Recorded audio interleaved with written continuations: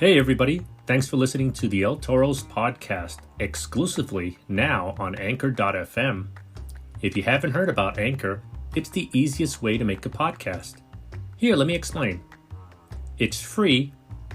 There's creation tools that allow you to record and edit your podcast right from your phone or computer. Anchor will distribute your podcast for you so it can be heard on things like Spotify, Apple Podcasts, and many more. You can also make money from your podcast, which is always a plus, with no minimum listenership. And it's everything you need to make a podcast right at your fingertips and in one place. I can't believe it took me this long to switch over to Anchor.fm, but I couldn't be happier now. So, get yourself started and download the free Anchor app now, or go to Anchor.fm to get started.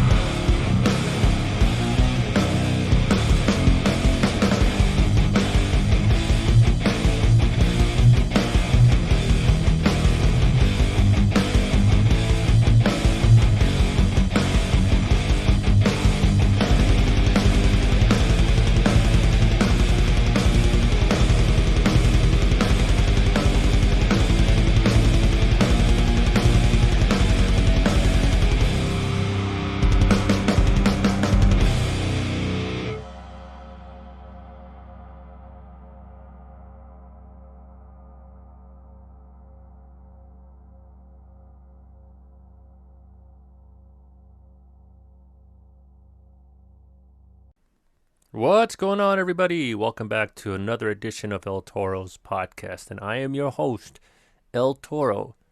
It is December the 30th of 2020. It's incredible to see that in just a couple of days' time, 2021 will already be here. And in the midst of all this, we've gone through so many challenging situations, very difficult situations, in some cases, extremely heartbreaking situations. And those who are fortunate to still be around, well, God bless. And we're doing what we can to continue going forward amidst the injustice, the heartbreaks, the tragedies, and the pandemic of COVID-19. So, happy holidays, if that's even possible to say to everybody. I still wish everyone happy holidays. I hope everybody had been able to stay safe, stay at home, social distance, do hopefully Zoom party calls with your family, your friends, your relatives. That's what we did. Family and I had a very nice Zoom call with the family in Michigan, in Seattle, in another borough, and we had a very nice Christmas lunch / dinner over Zoom video through my laptop. I brought in some portable speakers. It was loud. The video quality was terrific. And we didn't miss a beat. Thankfully, we were able to get a really nice, stable connection online, and I was able to see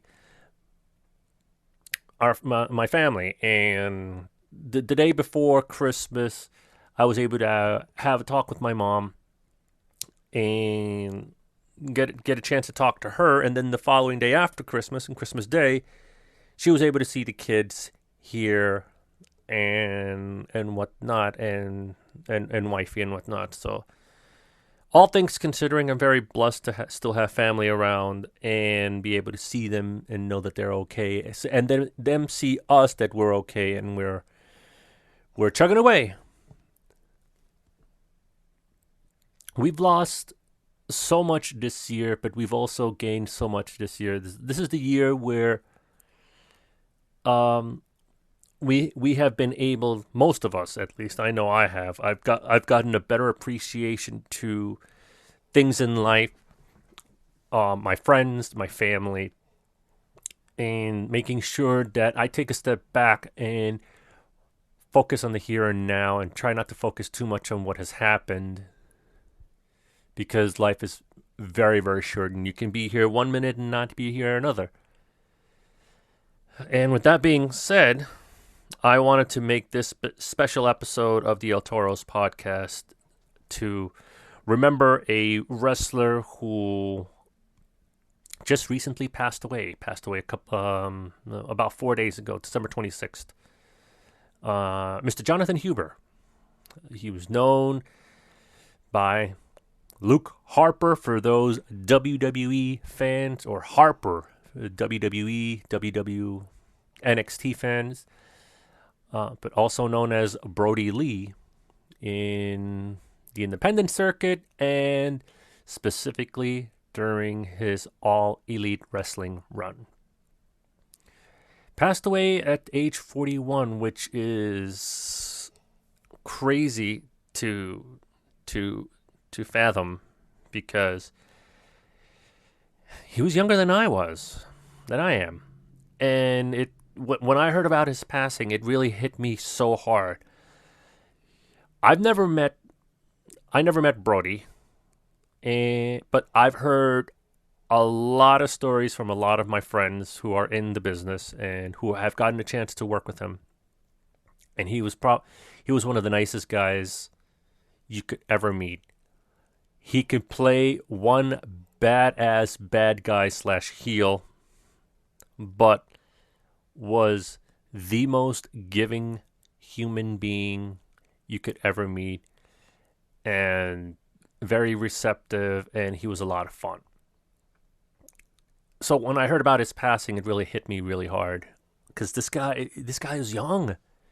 He's freaking young, and he finally got to be able to come into a company that appreciates the work that he has done all these years in professional wrestling, and to have been given a chance to be himself, to be the wrestler he always has wanted to be in the public eye, and not be micromanaged by folks like the WWE. Coming out of his shell as Brodie Lee in All Elite Wrestling, winning the TNT Championship, and being known as the Exalted One from the faction of the Dark Order, and just the cameos that he's done on the YouTube show being the Elite. It was so much fun to actually see him, and you can clearly see, despite the fact that he was trying not to break kayfabe on any of these segments, you can see in his eyes just how happy he was doing what he loved most, and being allowed to do what he loved most in AEW. And to have heard about his passing really, really hit me hard. It was it hurt a lot. It was Almost as bad as hearing about Ana Kimura, who took her own life earlier this year. It's up there. It's up. I promised myself I wasn't going to try to get all mushy and sad while recording the podcast, but I'm not going to promise anything now because it seems like I'm already slowly breaking that promise. But let me try to see if I can get into as much information about who Brodie Lee was and where did he start out, essentially. So from the little bit of information that I was able to research on him, he always wrestled under the name Brodie Lee, notorably in Chikara wrestling. So for those of you who are familiar with the independent scene, you know Chikara it's a really big place. And he also competed at Ring of Honor, if I remember correctly. He was a part of the Dragon Gate USA, and he also competed in Dragon Gate in Japan. He was essentially signed in the WWE the year 2012, I believe, on the name of Luke Harper, and he was sent over to the developmental territory. Now, at that time, it was Florida Championship Wrestling. And then after that, once NXT became a thing, he came in as part of a member of the Wyatt family with Bray Wyatt and Eric Rowan. And he has won multiple tag team championships with the NXT Tag Team Championship during his time at NXT.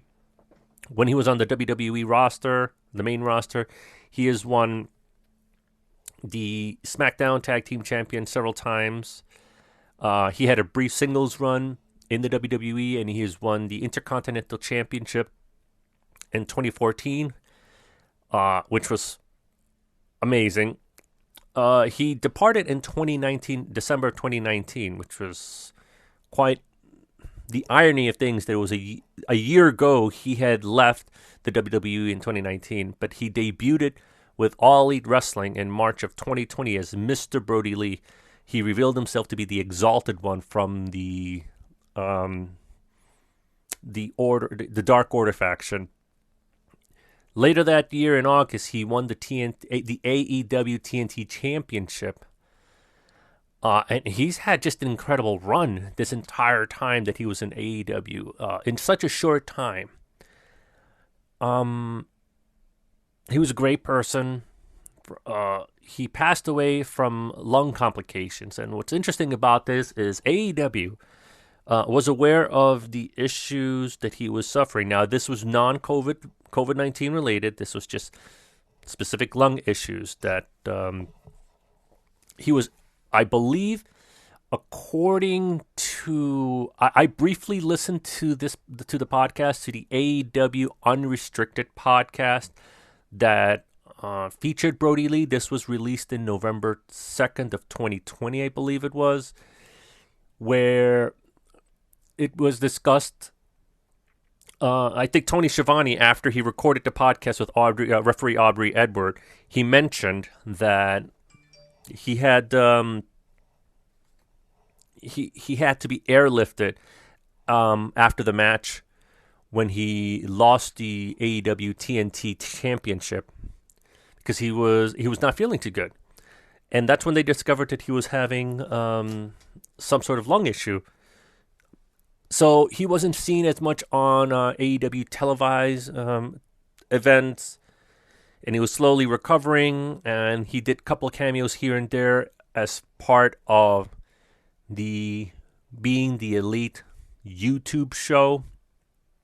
And then, unfortunately, a few days ago, he passed away from the complications. But AEW was asked by his wife, Jonathan Huber's wife, to try to keep it on the DL, and they really did a good job in just making sure that they didn't alarm anybody of the issues, because you know how the internet is. They would blow this up, and they would make this they would have made this too much to even think about, because the internet, all the fucking trolls out there, always has some stupid shit to say. But I'm I'm very, very sad that he's no longer with us. He's in the wrestling ring in the sky with several others that we've lost this year. Pat Patterson, Tiny, also known as Zeus from back in the WWF days and No Holds Barred against Hulk Hogan. Rocky Johnson, Animal from the Legion of Doom. We've lost a lot. We've lost a lot of wrestlers this year, and he's up in the sky over there. And all right, let me see if I can try to get through this.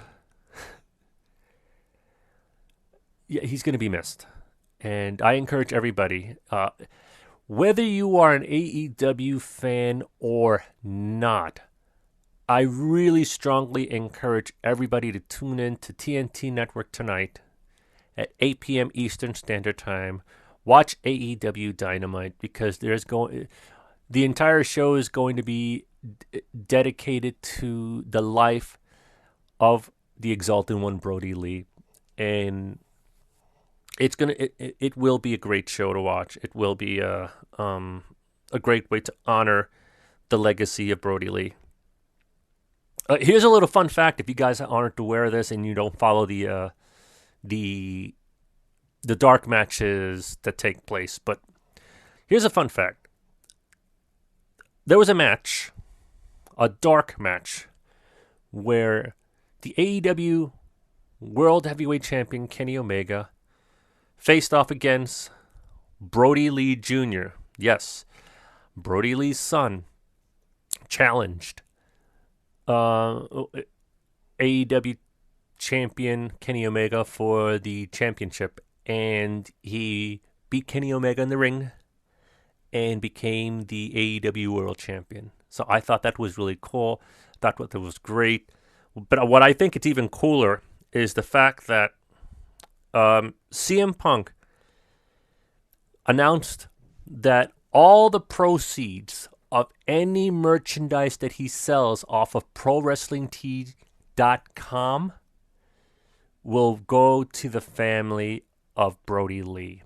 And Mick Foley has done the same thing. Anything that you purchase off of ProWrestlingTees.com on Mick Foley's t-shirt page and the merchandise page, all the proceeds, 100% of the proceeds are going to go towards Brodie Lee's family, which I thought was absolutely amazing that the two of them did. God bless them both. I fucking love them both. You guys are awesome for doing that. And I know he's going to be taken care of. And here's another fun fact. Apparently, Brodie Lee Jr. has already been offered a contract to AEW. So once he gets older, he already has a contract ready for him. I thought that was fucking awesome from Tony Khan and the powers that be at AEW to have done that. That's just wonderful. And knowing how Cody Rhodes, Tony Khan, and everybody is about how much they love the business, I know that they're going to be helping and taking care of Brodie Lee's family from here on out. It's AEW is looking more like a company that truly cares legitimately about their employees, their staff members, their wrestlers, everybody. And that's how it should be. It shouldn't be a corporate bastardized version of what it really shouldn't be and what's become of the fucking WWE now. It's all about the money. It's not about the people anymore. Unless you're somebody who they can benefit money out of, like the likes of Brock Lesnar and some of the other legends. Okay, because you're legendary, we can capitalize on this shit, and then we'll start caring now. But I digress. So yeah, Brodie Lee competed in many places on the independent circuit. Like I said, he was a part of Chikara. He was there from 2007 to 2012. I encourage you to check out Chikara's IPPV and all their saved content. You can do a search for it online. He was also part of Squared Circle Wrestling from 2007 and 2012. And then he just started going on the independent circuit from there from 2008 to 2012 with going to Ring of Honor, where he did a lot of his stuff there. He was also in, I'm trying to remember what was the other one. Like I said, Dragon Gate USA, Dragon Gate Japan. So he was pretty much all over the place and racking up all that experience. He was also a part of Jersey All Pro Wrestling from 2009 to 2011. And in 2012 to 2014, that's when he came in to be a part of the Wyatt family as Luke Harper. And he had an incredible run in the WWE, don't get me wrong. I personally loved the entire gimmick that he was playing as part of the Wyatt family member. And then when he had his solo run from 2014 to 2015 as the Intercontinental Champion, what impressed me the most about him is that this is a big ass dude. Brodie Lee is a big ass fucking motherfucker, 6'5", and I think he was like 270, 275 pounds. This dude moved and ran the ropes as he was a fucking cruiserweight. He was a beast. He was so agile in that ring, man. And I gotta tell you one other thing. He had a really, really good beard and mustache, man. I was incredibly jealous. That was a really great ass mustache. He, in November 26th of 2019, I think that's when he actually filed for a trademark for his former wrestling ring name, Brodie Lee. So this way, once his contract expired with the WWE, he would be able to go out and compete under his independent wrestling ring name of Brodie Lee. He then finally made his long-awaited appearance at All Elite Wrestling in 2020. I think it was in March. I can't remember which date episode, but it was March of 2020 when he finally came on AEW Dynamite. He revealed himself as the Exalted One, who was basically the leader of the Dark Order faction. And since that start, he had several weeks of being undefeated, and it was great. He lost to Jon Moxley on May 23rd, marking that very first loss in AEW. But then, since then, he was able to recruit several other members to the Dark Order, and he was able to challenge for the TNT Championship, and he won the belt, but then lost it shortly after that. I think it was like 46 days later, about a month and change later, back to AEW. But then that's when he had an undisclosed injury where he was like airlifted out, and that's when they originally discovered his issues, his lung issues, and he had to take a step back from too much in-ring competition, which is why you probably didn't see him as much on television, but you did see him quite often doing the cameos and the appearances on the Being the Elite YouTube show. Most people don't actually know this. His wife, Amanda Huber, she was also a professional wrestler. She went under the ring name of Cindy Sin. So they have two sons together. And his oldest son, I forgot what his name was, but he was the one who became was given the contract to join All Elite Wrestling. So I thought it was really, really cool. I put together a list of all the championships and all of the accomplishments here, and I got some of this stuff off of Cage Wrestling, but a lot of this other stuff I was able to pull up from Wikipedia. So forgive me if any of this information isn't fully up to date or correct. But just check out the accomplishments here. So when he was a part of Alpha One Wrestling, he was the A1 Zero Gravity Champion once. For All Elite Wrestling, obviously one-time champ of the TNT Champion. When he was with Jersey All Pro Wrestling, he was the JAPW Heavyweight Champion, the New Jersey State Champion, and he was a Tag Team Champion with Necro Butcher during his time there. At Next Era Wrestling, he held the NEW Heavyweight Championship. When he was a part of NWA Empire, he also was the Heavyweight Champion there. He was also the NWA Southern Television Champion. Pro Wrestling Illustrated has ranked him number 24 of the top 500 single wrestlers in the PWI 500 issue in 2015. When he was part of the Rochester Pro Wrestling NWA Upstate NWA New York territory, he became the NWA Upstate Kayfabe Dojo Champion. Try saying that 5 times fast. He was a 3-time NWA Upstate NWA New York Heavyweight Champion for 3 times, like I mentioned. He was the RPW Tag Team Champions with Freddie Midnight once. And he was also the RPW NWA Upstate Television Champion once.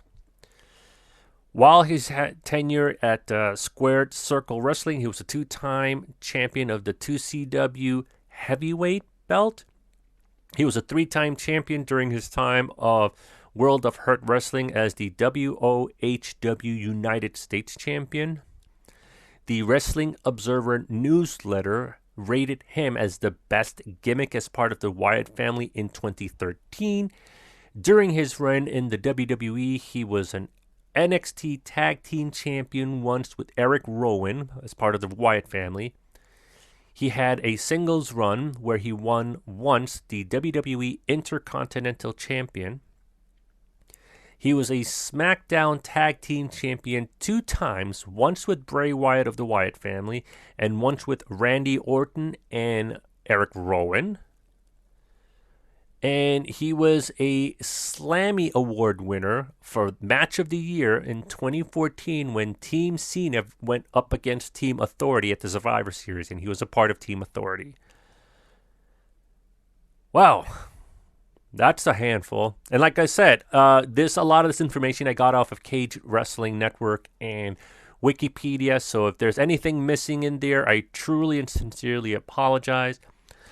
You know what I'm really hoping for? I'm really hoping that High Spots Wrestling releases a compilation DVD of all of Brodie Lee's matches in memory of Brodie Lee, because I will be one of the first people online to buy that collection. I have one of Jon Moxley. I have one of Yushin Thunder Liger. It only seems fitting to actually get something similar for Brodie Lee. So, hoping that if that does come up, it will be available, and I can probably purchase that. But I know I only speak for myself. Hopefully, people share the same sentiment that I am definitely going to miss seeing Brodie Lee compete in the ring. My thoughts and my prayers are to Brodie Lee's family and those people who are really, really close to him. It's really fucking sucky that we had to lose him at such a young age the way that we did. But he really did make an impact to a lot of people. He certainly made an impact with me, because I've always liked him. He was probably one of my favorites to watch competing in the ring, because you can see the love in his face. You can see that he was such a workhorse in making sure that he did everything. He protected the business. He never broke kayfabe. He protected his fellow colleagues in the ring and outside of the ring.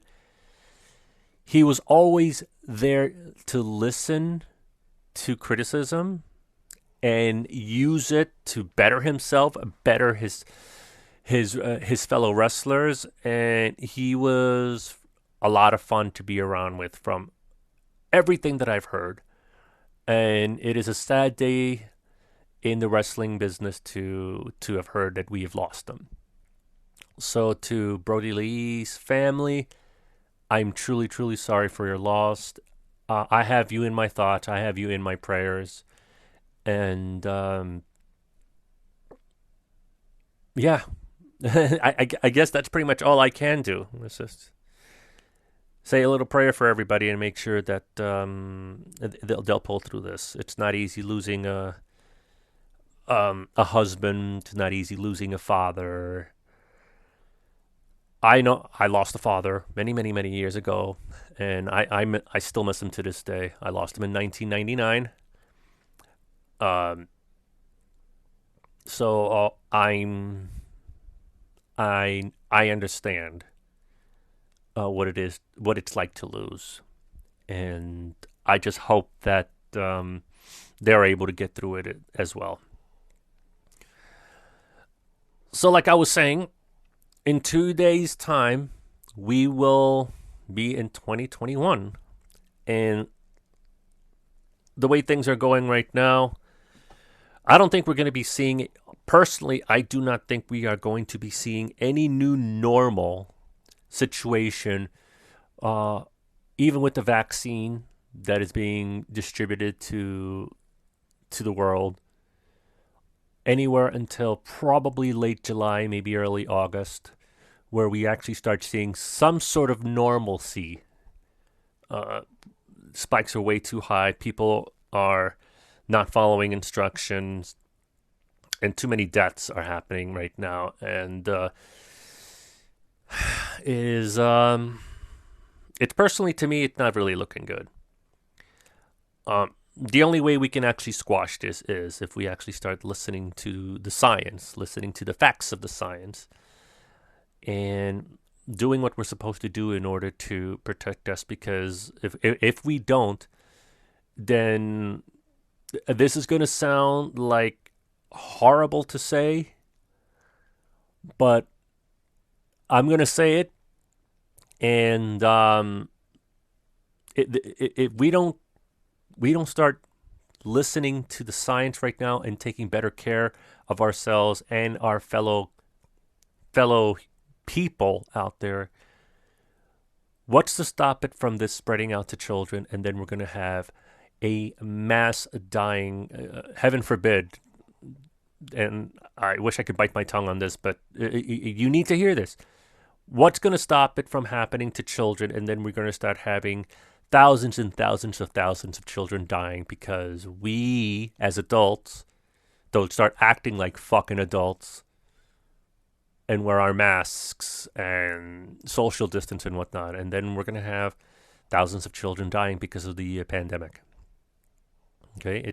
It's bound to happen if we don't do something about it now. So come on, guys. Let's start off the new year right, and on the right foot. Okay, let's squash this fucking thing. Let's squash the pandemic, because I want to start seeing my family again. I want to be able to start seeing my friends again. I want to start seeing pro wrestling in person again. I want to be able to go back to how it was before this whole disgusting nastiness of the pandemic ever came to be. And I'm pretty sure everybody wants to as well. Everybody wants the same thing too. But we have to put in our best foot forward for this, guys. So with that being said, I want to wish everybody a safe and healthy welcoming of 2021. I want to thank everybody who has stuck around this entire time to supporting the podcast. I know I haven't been around as much. It's been really, really difficult to crank out a podcast every week or every other week, and I'm doing them as I get a chance to, but I really thank you for your support. And my wishes for everybody is just be safe. God bless you all, and I love you. Laters.